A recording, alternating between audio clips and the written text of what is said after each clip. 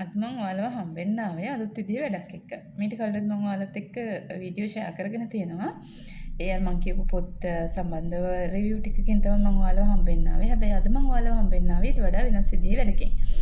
මම හිතනවා මේ වීඩියෝ එක තරඟ විභාග වලට සහභාගී වෙන අයට යම් තාක් දුරට ප්‍රයෝජනවත් වෙයි කියලා. අපි ලංකාවේ තරඟ විභාග පවත්වද්දී බොහෝ දුරට ක්‍රීඩාව සම්බන්ධව ප්‍රශ්න 4-5ක් අපෙන් අහනවා. ඒ අතර ක්‍රිකට් ක්‍රීඩාව සම්බන්ධයෙන්වත් බොහෝ දුරට ප්‍රශ්න අහන්න ඉඩ තියෙනවා. ඉතින් මම අද වලත් එක්ක ෂෙයා කරගන්න හදන්නේ මේ ක්‍රිකට් ක්‍රීඩාව සම්බන්ධව යම් විස්තර ටිකක්. ක්‍රිකට් ක්‍රීඩාව ආරම්භ වෙලා තියෙන එංගලන්තයේ 1844 දී තමයි ක්‍රිකට් ක්‍රීඩාව. ඒ කියන්නේ ජාත්‍යන්තර ක්‍රිකට් තරගයක් පැවැත්වුණා කියලා සඳහන් නැහැ. ඇමරිකා එක්සත් ජනපදය හා කැනඩාව අතර තමයි මුලින්ම ජාත්‍යන්තර ක්‍රිකට් තරගයක් පවත්වලා තියෙන්නේ.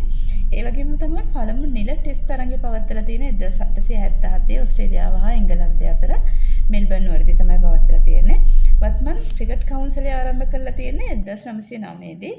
මේක මේ හඳුන්වන නම තමයි අධිරාජ්‍ය ක්‍රිකට් සම්මේලනය කියලා. මේ ක්‍රිකට් සම්මේලනය ආරම්භ කරන රටවල් තුනක් මැදිහත් වෙලා තියෙනවා. ඒ කියන්නේ එංගලන්තය, ඕස්ට්‍රේලියාව හා දකුණු අප්‍රිකාව කියන රටවල් තුන තමයි මූලිකත්වය දරලා තියෙන්නේ. අධිරාජ්‍ය ක්‍රිකට් සම්මේලනයේ ජාත්‍යන්තර ක්‍රිකට් සම්මේලනය බවට පත් වෙලා තියෙනවා 1889 දී. වර්තමාන නම තමයි ජාත්‍යන්තර ක්‍රිකට් කවුන්සිලය කියලා කියන්නේ.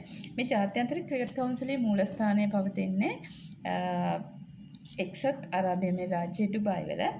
වත්මන් සභාපති විදිහට සඳහන් වෙලා තියෙන්නේ ඉන්දිය ජාතික ක්‍රිකට් පාලකයෙකු වෙන ජේ ෂා මහත්තයා තමයි මේ සභාපති ධූරය දරන්නේ. ජාත්‍යන්තර ක්‍රිකට් කවුන්සිලයේ සමාජික රටවල් 110ක් තියෙනවා.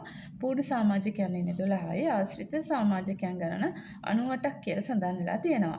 එක්දින ක්‍රිකට් ක්‍රීඩා ආරම්භ වෙලා තියෙන්නේ 1960යි 1970යි අතර. ඒ වගේම තමයි මේ එක්දින ක්‍රිකට් ආරම්භය වුණා කියලා කියන්නේ 1960යි 1970යි අතර. හැබැයි පළමුවටම එක්දින ජාත්‍යන්තර ක්‍රිකට් තරගයක් පවත්වලා තියෙන්නේ 1971 මෙල්බර්න් වලදී තමයි පවත්වලා තියෙන්නේ. මේ සඳහා සහභාගී වෙලා තියෙන්නේ ඕස්ට්‍රේලියාව හා එංගලන්තය කියන රටවල් දෙක. මේ දෙකෙන් ජයග්‍රහණය ලැබලා තියෙන්නේ ඕස්ට්‍රේලියාව. ඒ වගේම තමයි මංගල ක්‍රිකට් ලෝක කුසලානය ලෝකෙට හඳුන්වලා දීලා තියෙන්නේ 1975 දී. මේකෙදි ජයග්‍රහණය ලැබලා තියෙන්නේ බටහිර ඉන්දීය කොදෙව්පිල. ඒ වගේම තමයි 20 ආකෘතිය මුලින්ම ලෝකෙට හඳුන්වලා තියෙන 2003 වර්ෂයේදී. හැබැයි මංගල එක්දින සමාරම්භක 20 ක්‍රිකට් තරගයක් පවත්වලා තියෙන්නේ 2007 වර්ෂයේදී. මේ සඳහා සහභාගී වෙලා තියෙන්නේ පාකිස්තානය සහ ඉන්දියාව කියන රටවල් දෙක. මේ දෙකෙන් ජයග්‍රහණය ලැබලා තියෙන්නේ ඉන්දියාව. මේක පැවැත්වුවා කියලා සඳහන් වෙන්නේ දකුණු අප්‍රිකාවේ ජොහන්ස්බර්ග් වොන්ඩර්ස් ක්‍රීඩාංගණයේදී තමයි පවත්වලා තියෙන්නේ.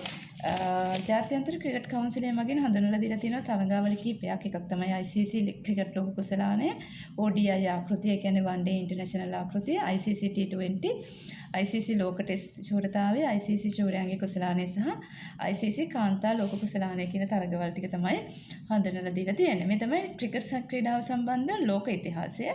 මම ඊළඟ වීඩියෝ එකෙන් ඔයාලට ගෙන බලාපොරොත්තු වෙනවා ලංකාවේ ක්‍රිකට් ඉතිහාසය සහ එහි විකාශය සහ වර්තමානයේ තත්ත්වය කොහොමද කියලා.